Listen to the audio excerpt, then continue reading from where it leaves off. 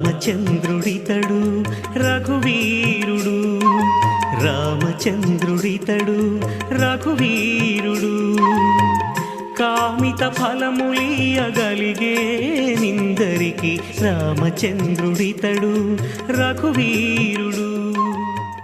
రామో రాజమణి సదా విజయతే రామం రమేశం భజే, రామేణాభిహతా నిశాచరచము రామాయ తస్మై నమః. రామాన్నాస్తి పరాత్పరం పరతరం రామస్య దాసోస్మ్యహం, రామే చిత్తలయః సదా భవతు మే భో రామ మాం ఉద్ధరా.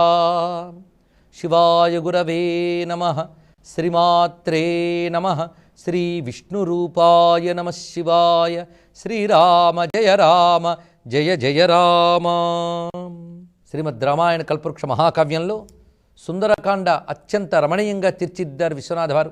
ఇక్కడ హనుమంతుణ్ణి ఒక గొప్ప దూతగా, ఒక మేధావిగా, సాక్షాత్ శివస్వరూపంగా దర్శింపజేస్తారు. ఆ హనుమంతుడు చూసిన సీతమ్మ జగజ్జనని. ఆ జగజ్జనని స్వరూపము ఆ రామతత్వముతో అభిన్నము. ఆ శివశక్త్యైక్య రూపమని చెప్పినట్లుగా సీతారాములు ఒకే తత్వము. ఆ మాట వాల్మీకే అనేక చోట్ల చూపిస్తాడు.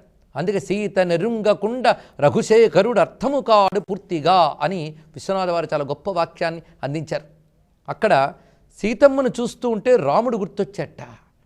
ఆమెను చూస్తే అతడు గుర్తు రావడంలోనే వారిద్దరి యొక్క దాంపత్యంలో అతడు ఏకపత్ని వ్రతము, ఆమె పాతివ్రత్యం ఎంత పండిపోయి ఉన్నాయో కనబడుతూ ఉంటుంది. ఆకృతి రామచంద్ర విరాహాకృతి, కన్బొమతీరు స్వామి చాపాకృతి, కన్నులన్ ప్రభుకృపాకృతి, కైశిక మందు రామదేహాకృతి, సర్వదేహమునయందున రాఘవ వంశమౌళి ధర్మాకృతి, కూరుచున్న విధమంతయు స్వామి ప్రతిజ్ఞయట్లుగా. ఆంధ్ర సాహిత్యంలో అద్భుతమైన పద్యాల్లో ఇదొకటి. ఆకృతి రామచంద్ర విరహాకృతి. ఈ తల్లి ఎలా ఉన్నదంటే రామచంద్రునిపై విరహమంతా ఒక మూర్తి ధరిస్తే ఎలా ఉంటుందో అలా ఉంది సీతమ్మ. అణువణువున రామ విరహం కనబడుతుంది సీతమ్మలో. అంతేకాదు, సీతమ్మను తలంచుకుంటూ రాముడు పడిన విరహ వేదాన్ని దర్శించాడు ఆంజనేయ స్వామి. రామ విరహం ఎలా ఉందో సీతమ్మ విరహం అలాగే ఉంది. అందుకే రాముని పై విరహము, రాముని యొక్క విరహము ఈ రెండూ సీతమ్మలో కనబడుతూ ఉన్నాయి. ఇంత అద్భుతమైన భావం ఉన్నది. ఆకృతి రామచంద్ర విరాహాకృతి, కన్బొమ తీరు స్వామి చాపాకృతి. సీతమ్మ కనుబొమలు ఎలా ఉన్నాయంటే రామచంద్రమూర్తి యొక్క కోదండ ధనువు వలె ఉన్నాయట. ఇక్కడ సాధారణంగా ధనుస్సు అచ్చం కనుబొమ్మల వలె ఉంటుంది, పైకి వచ్చి కిందికి దిగి మళ్ళీ పైకి వస్తుంది. అలాగే అమ్మ యొక్క కనుబొమ్మలు రామమూర్తి యొక్క ధనువులా ఉన్నాయి. చెప్పడం ఉద్దేశం ఏంటంటే అమ్మ కనుబొమ్మలు ముడివేసిందా అక్కడ శత్రువు సంహరింపబడతాడు. అందుకే రామచంద్రుడు ధనుస్సు ఎక్కుపెట్టాలంటే అమ్మ కనుబొమ్మలు ముడివేయాలి. ఆ కనుబొమ్మను ముడివేసింది రావణుడిపై, అప్పుడు రామచంద్రుడు ధనుస్సును ఎక్కుపెట్టాడు. అది మర్మం ఇందులో. అందుకే ఆకృతి రామచంద్ర విరహాకృతి, కన్బొమతీరు స్వామి చాపాకృతి, కన్నులన్ ప్రభు కృపాకృతి. ఎందుకంటే అమ్మ యొక్క కోపంలో కూడా దయ ఉంది. రావణునిపై దయే సీతారాముల యందు ప్రకటింపబడుతూ ఉన్నది. అందుకే సీతమ్మ దయవేరు, రాముడి దయవేరు కాదు. రాముడి దయే సీతమ్మ చూపు. ఇది తెలుసుకోవలసినది. ఆ రమ్యమైన భావమే జగత్రాతం శంభోర్జయితి కరుణ కాచి దరుణ అని సౌందర్యలహరిలో శంకర భగవత్పాల్ వారు చెప్పినట్లుగా కన్నులన్ ప్రభుకృపాకృతి, కైశికమందు రామదేహాకృతి. నల్లని ఒత్తైన జుట్టు రామదేహాన్ని గుర్తు చేస్తూ ఉన్నది. ఇక దేహం ఎలా ఉన్నదయ్యా అంటే సర్వదేహమునయందున రాఘవ వంశమౌళి ధర్మాకృతి. ఆ కూర్చున్న తీరు బట్టి చెప్పచ్చు వాళ్ళు ఎటువంటి వారు. ఆ దేహమంతా కూడా చాలా బిడియంగా లజ్జగా కూర్చుందిట. రాఘవుల ఇంటి కోడల్లో దర్పము ఉంటుంది, లజ్జ ఉంటుంది. ఆ రెండు ఆ సీతా మహారాణి యొక్క కూర్చున్న తీరులో కనబడుతున్నది. సర్వదేహమున యందున రాఘవ వంశమౌళి ధర్మాకృతి. ఇంకొక అర్థం ఏంటంటే అమ్మవారి దేహము సర్వ సులక్షణములతో ఉన్నది. సాముద్రికా లక్షణములన్నీ సులక్షణములతో శోభిల్లుతున్నాయి. అలాగే రఘువంశరాజుల ధర్మము కూడా ఎక్కడా ఏ లోపము లేకుండా సులక్షణాలతో ఉంటుంది. రఘువంశ ధర్మమంతా ఇక్కడ కనబడుతుందిట. అంటే తాను ఏ ఇంటి కోడలో ఆ ఇంటి ధర్మం ఆమె యొక్క రూపంలో స్ఫురిస్తున్నది. అంటే ఆ ఇంటి కోడలుగా ఆమె ఎంత చక్కగా పరిణతిని చూపిస్తున్నదో తెలుస్తున్నది. అందుకే సర్వదేహమున యందున రాఘవ వంశమౌళి ధర్మాకృతి. ఇక కూరుచున్న విధమంతయు స్వామి ప్రతిజ్ఞయట్లుగా. ఆవిడ కూర్చున్నది ఎలా అంటే దృఢంగా కూర్చుందిట. ఎంత దృఢంగా కూర్చుందంటే రామచంద్రమూర్తి ప్రతిజ్ఞ అక్కడ కూర్చుందా అన్నట్లుందిట. రామచంద్రమూర్తికి దృఢ ప్రతిజ్ఞ అని పేరు. ఇక్కడ ఆయన ఒక ప్రతిజ్ఞ పట్టాడంటే అది దృఢంగా ఉంటుంది, అది సడలది. అలాగే అమ్మవారు కూర్చోవడంలో బేలగా కనబడుతున్న దృఢంగా కూర్చున్నట్ట. తర్వాత ఆ తల్లి మాటల తీరుల్లో హనుమంతుడు అనుకుంటాట, ఈమె యోగిని, నిర్మమురాలు, నీతి విశారద, యుద్ధనీతి కుశల, భక్తురాలు, దీనురాలు, ఈమె ఒక నూతనాగ్నిశిఖ అని భావించి అన్నారు. ఇక్కడ మొత్తం సీతమ్మలో ఎన్ని కోణాలు ఉన్నాయో ఒక్క వాక్యంలో విశ్వనాథ వారు ఇక్కడ చూపించారు. అంతేకాదు, ఇంత చిన్నపిల్లవాడివి నువ్వు నన్ను ఎక్కడ తీసుకెళ్ళగలవయ్యా అనగానే హనుమంతుడు అంతవరకు మాట్లాడుతూ తాను ఎలా ఉన్నాడో చూసుకోలేదు, ఒక్కసారి చూసుకుని అంటున్నట్ట. ఇక్కడ నవం పరిభవం కృతం అంటాడు వాల్మీకి రామాయణంలో సుందరకాండలో. ఆ భావాన్ని ఇక్కడ తీసుకుని అని నా హనుమ ఇట్టులనియే తల్లివి ఇట్టులంటివి కాన ఊరకుంటినమ్మా, ఈ భుజాల మీద ఎక్కించుకుంటుని రామలక్ష్మణులను రాఘవులను. అమ్మవన్నావు కనుక ఊరుకున్నానమ్మా, ఈ భుజాల మీదే రామలక్ష్మణుని ఎక్కించుకున్నాను నేను. అంతేకది భుజాలు ఎలాంటివో తెలుసా? 1000 పడగలపై ఆదిశేషువు ఈ భూమిని ఎలా మోస్తాడో సమస్త భువనాల్ని నా భుజస్కంధాల మీద మొయ్యగలను. అంటే సమస్త జగత్తుని భరించేటటువంటి పరమేశ్వర స్వరూపమే ఇతడు అనే భావన చూపించారు. అలా క్రమంగా తన యొక్క రూపాన్ని చూపించడం, అమ్మవారు ఆ రూపాన్ని ప్రసన్నం చేసుకోమని ప్రార్థించడం, స్వామి ప్రసన్నుడై తర్వాత అమ్మవారి దగ్గర నుంచి ఆనవాలు అడగడం. ఆనవాలు అడిగేటప్పుడు అమ్మవారు చెప్పిన ఒక మాటను అభినందిస్తాడు. పరపురుషున్ స్పృశింపనని పల్కిన పల్కు త్రిలోక వంజము అబ్బురముగా నీవు రాఘవులు పూజ్యులు ధాత్రిపతులు మహాత్ములు ఆదరులకు ఇంటి కోడలవు తోరముగా ఆదగు నీకు నిద్ది నీ చరణము దువ్వ రవ్వ శిరసా పరిధార్యము స్త్రీ జగత్తుకున్. పరపురుషుని స్పృశింపను, అందుకే నీతో నేను రాను అని చెప్పేవే, ఆ మాట చాలా గొప్ప మాట తల్లి. అది ఎవరు చెప్పగలరు? రాముని యొక్క పత్ని మాత్రమే చెప్పగలదు. అలాంటి సులక్షణములు కలిగిన పతివ్రత మాత్రమే చెప్పగలదు. అందుకే నీ పాదధూళి ప్రతి స్త్రీ పాపిట బొట్టుగా పెట్టుకోవాలి తల్లి అంటే సమస్త స్త్రీలకు ఆదర్శము సీతమ్మ అనే భావాన్ని ఇక్కడ చూపిస్తున్నారు. సీతమ్మ హనుమంతుడిని పంపిస్తూ ఒక మాట అంటుందిట. పైగా నువ్వు తీసుకువెళ్ళకు నన్ను అని చెప్పడంలో ఆంతర్యం ఏమిటో సీతమ్మ చెప్తున్నది. పైగా హనుమంతుడు తలంచుకుంటే రావణ్ణి సంహరించగలడు. ఆ మాటకి సీతమ్మ ఎర్రగా చూస్తేనే రావణుడు కాలిపోతాడు. అందుకే రక్కసి మీది మీదికుని రాకుము కాకుము బూది ప్రోగా ఎక్కడి కట్లు వచ్చెదవు నేనెవరన్ రఘురాజు కోడలన్ బిక్కముగమ్ముతోడ కనిపించినదైనను దిక్కుమాలినట్లొక్క పతివ్రతామహిమయున్నది శాపసమర్థమిచ్చటన్.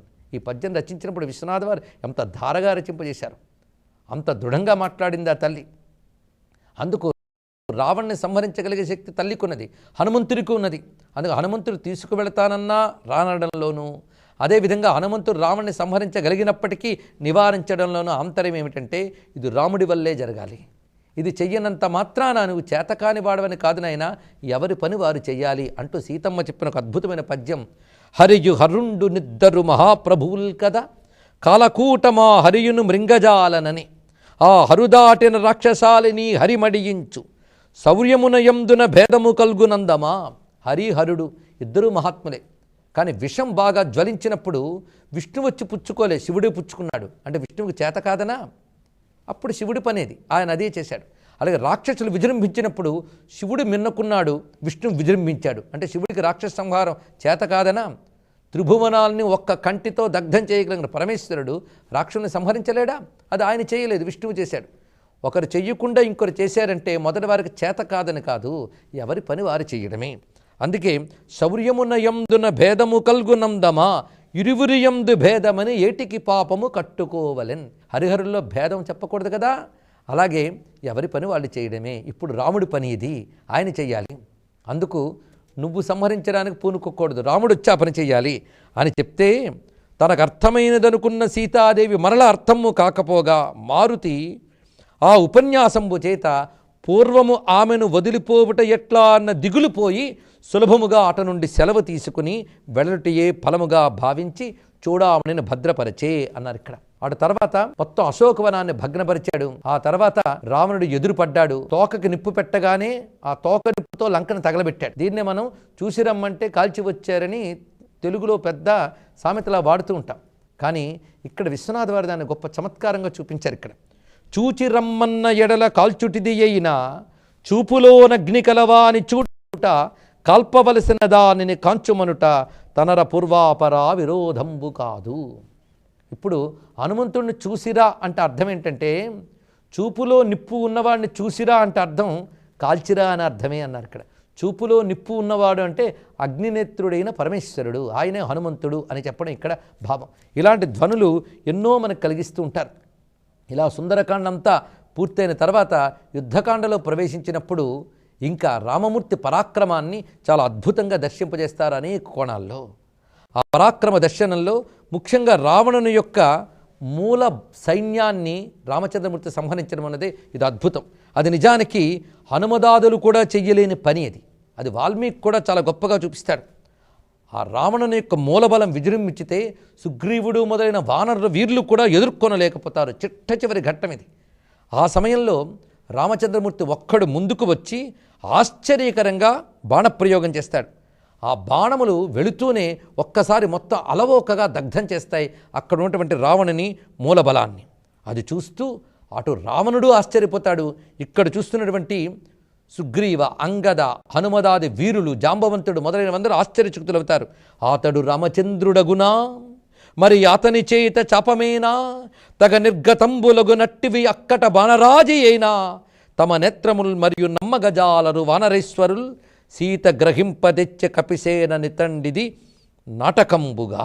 ఇతడు రామచంద్రుడైనా, అందులోంచి వస్తున్న బాణములైనా, ఏమిటా స్వరూపము ఆశ్చర్యంగా ఉన్నది అని వానరులు అనుకుంటూ, ఈయనకి మా సహాయం అవసరమా, కేవలం లీలగా మా అందరినీ తీసుకొచ్చాడు, రామకార్యానికి మేము సాయపడ్డాం అనిపించేలా చేశాడే తప్ప రాముడు అసహాయ సూర్యుడు, ఆయనకి ఎవరి సహాయం అక్కర్లేదు, ఎవరి యొక్క కైంకర్యము అవసరం లేదు ఆయనకి అని వానరవీరులు అనుకుంటూ ఉంటే, శ్రీరామచంద్రుడంత కోదండంబు డించి తన వంక నివ్వెరపోయి చూచుచున్న సుగ్రీవ విభీషణ నలనీల సుషేణాంగదమైంద ద్వివద కేసర దదిముఖ శతవల మారుతి జాంబవత్ ప్రముఖుల వంక చూచి నవ్వి ఇట్లనియే.